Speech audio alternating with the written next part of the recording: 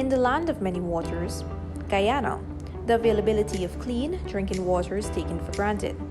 Even fewer people think about what happens to our wastewater.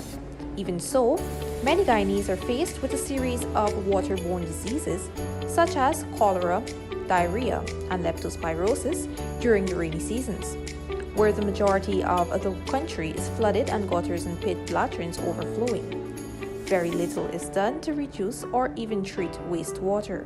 However, if we set up eco-friendly wastewater treatment plants, most of this dirty water that haunts us during a flood would be removed from our gutters, canals, and rivers.